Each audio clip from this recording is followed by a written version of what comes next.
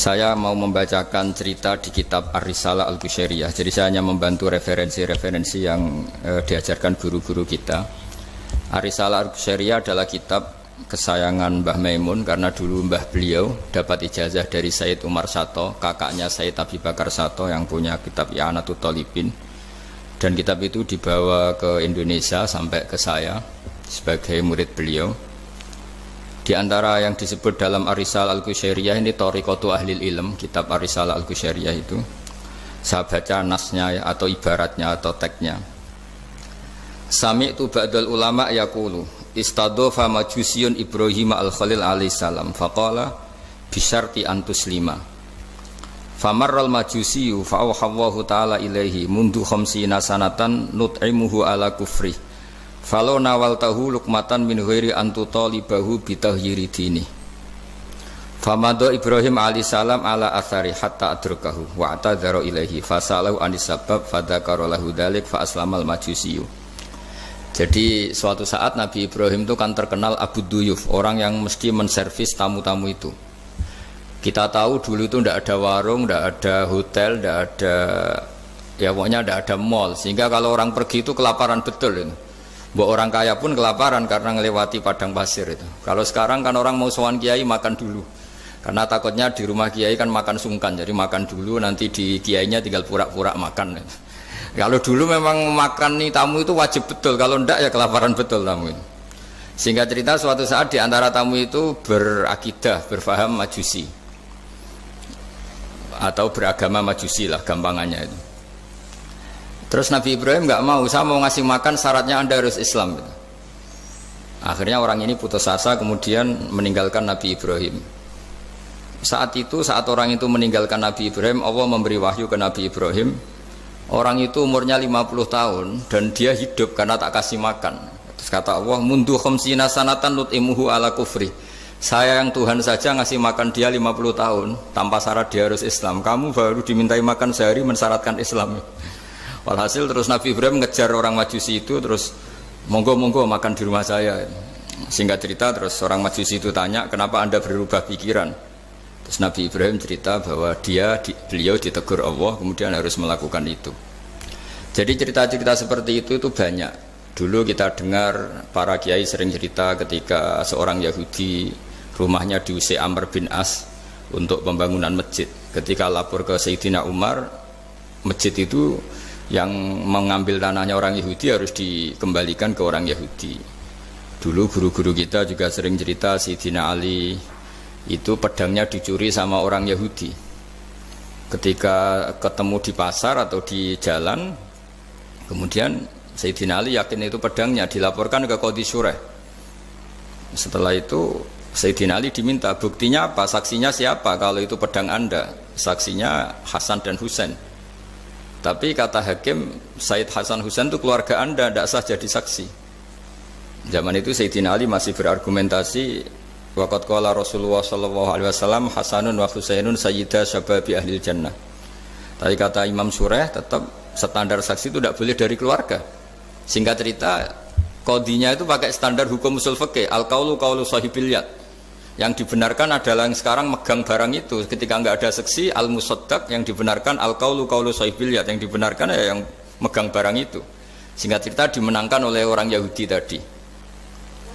Setelah dimenangkan, Sayyidina Ali agak kecewa, masa seorang Amirul Mukminin sidang di pengadilan negeri kalah. Tapi orang Yahudi tadi akhirnya insaf, sadar sampai masuk Islam, sampai beliau ngendikan bihadza taqumus sama wal ard, karena ini langit dan bumi berdiri karena keadilan itu. Jadi ini cerita-cerita referensi yang bisa menolong teman-teman siapapun berkomunitas internasional.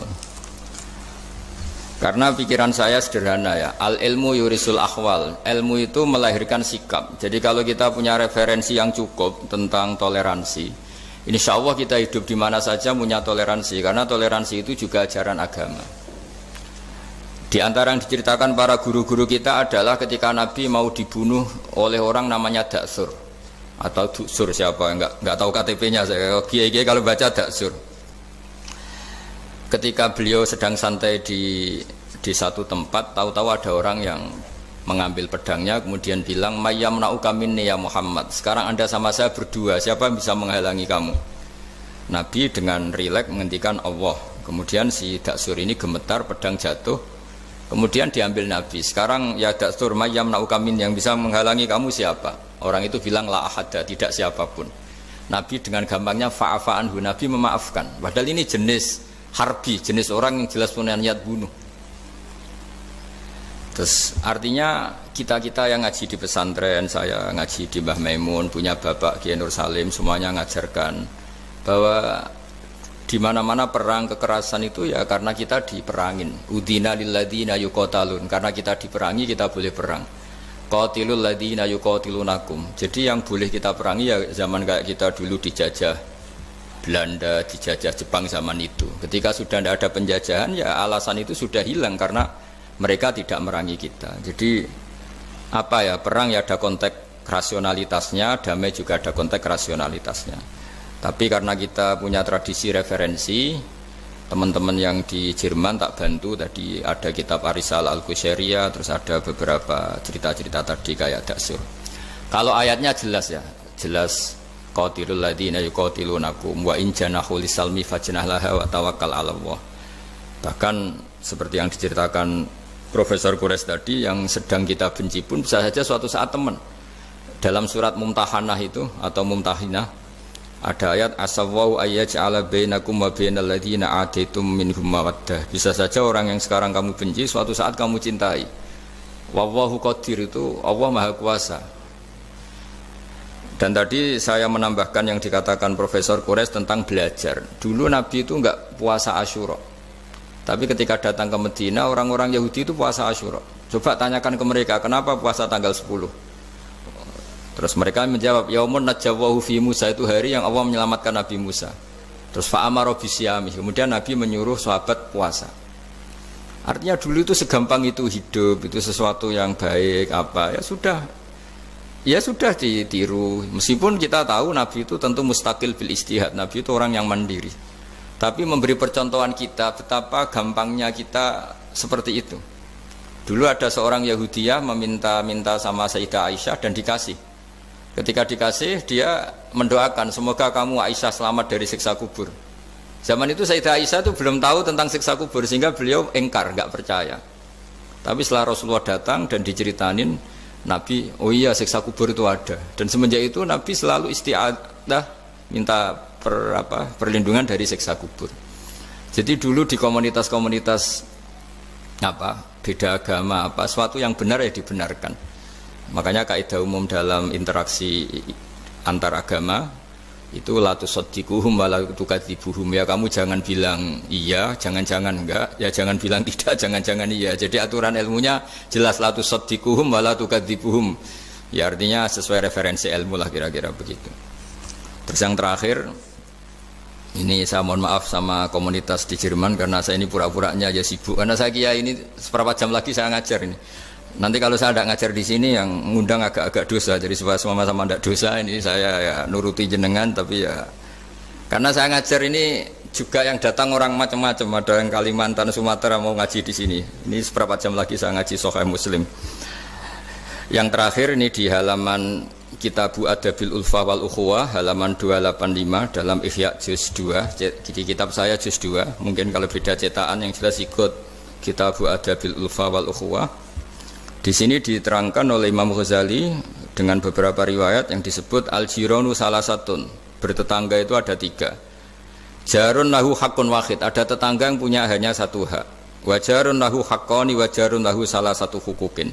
Terus beliau cerita yang punya 3 hak itu ya tetangga, ya seagama, ya masih ada hubungan kerabat. Yang punya 2 hak ya tetangga, ya seagama. Terus wa amal ladzi lahu haqqun wahid fal jarul musyrik. Yang punya hak 1 itu tetangga yang beda agama. Jadi intinya tetap dikasih hak meskipun beda agama. Sampai diantaranya disebutkan juga di halaman 287. Imam Ghazali ngendikan, beliau berfatwa dan beliau bercerita, rawahu Umar bin Syu'aib an Nabi an Jaddih anin Nabi. Terus qala Mujahid kuntu inda Abdillah bin Umar wa ghulamun lahu yaslahu syatan faqala ya ghulam idza salakhta fabda bijarinal yahudi. Abdullah bin Umar itu sedang memasak kambing, atau itu pembantunya ini sedang nguliti kambing.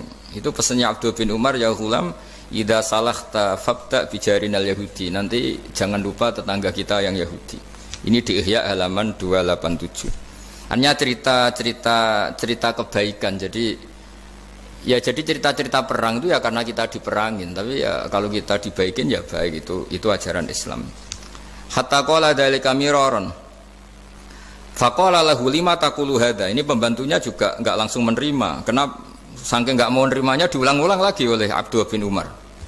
Faqala inna Rasulullah sallallahu alaihi wasallam lam yazal yusina bil jar hatta khashina annahu sayuwarrithu. Kenapa engkau melakukan itu ya Abdullah bin Umar? Terus beliau menjawab, Rasulullah itu selalu berpesan untuk berbuat baik sama tetangga. Tadi kita tahu kalau tetangga punya 3 hak, berarti seagama, ada hubungan kerabat, hakul jar, berarti 3. Ada yang seagama dan tidak punya hubungan kerabat, berarti punya 2 hak, yaitu satu agama dan kerabat. Ada yang punya 1 hak saja, ya tidak keluarga, tidak seagama, tapi karena tetangga, itu juga tetap punya hak. Dan itu pun masuk kategori lam yazal yusina bil jar, termasuk orang-orang yang harus kita baikin. Ya kalau di Qur'annya kayak tadi ya, qatilul ladzina yuqatilunakum, boleh merangi ya yang merangi kita.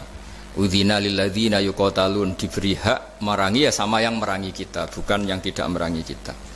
Terus waqala Hisam, kanal hasanu la yara ba'san antut imal jarul yahudiyya wan nasraniyya min udkhiyatik. Bahkan sebagian ulama di sini disebut Hasan Basri berpendapat kalau berkorban, kalau punya tetangga Yahudi yang butuh nggak apa-apa dikasih dagingnya. Ini di halaman Ihya 287 juz 2. Jadi dari cerita-cerita itu dan referensi-referensi itu, teman-teman di Jerman nggak usah khawatir lah. Kalau kiai-kiai kayak kita itu berfatwa nggak boleh berkomunitas internasional, nanti takut begini-begini, ndak lah. Kita bacanya ya sama seperti yang dibaca Profesor Kures, sama yang dibaca guru-guru kita. Jadi itu kalau boleh dikatakan sumbangan saya lah, bahwa di kita di pesantren itu ajaran-ajarannya juga seperti itu. Dan tadi beberapa kita saya sebutkan halamannya supaya bisa dicari, supaya tidak kelihatan hoax, juga tidak bikinan saya gitu, supaya jelas itu. Dan saya mohon maaf karena nggak bisa ngikuti sampai selesai, tapi saya ngapresiasi, semoga jadi syawal yang baik, minal aidin wal faizin. Minal aidin artinya kita kembali menjadi ahli surga. Saya termasuk yang sependapat dengan kitab yang saya baca. Dulu kita ini ahli surga karena Nabi Adam lahirnya di surga dan diciptakan di surga. Karena satu kesalahan beliau harus kembali ke bumi. Dan setelah puasa itu selesai dan diterima, kita kembali ke ahli surga lagi. Maksudnya disebut minal aidin, kita kembali lagi berstatus sebagai ahli apa? Surga. Dan itu dimulai dari saling memaafkan. Karena yang menghalangi masuk surga itu hak adami. Manusia itu kan paling kikir untuk memaafkan orang lain. Padahal kalau hak adami belum selesai itu Allah tidak mau memaafkan. Makanya syaratnya masuk surga harus kita saling memaafkan. Dengan cara seperti itu insya Allah kita minal aidin wal faizin. Jadi mohon maaf, sekali lagi mohon maaf karena saya tidak bisa ngikuti sampai selesai karena saya harus ngaji. Karena bukan papa ya, memang harus. Andaikan sunat itu mungkin saya tinggalkan. Mohon maaf sekali. Wassalamualaikum.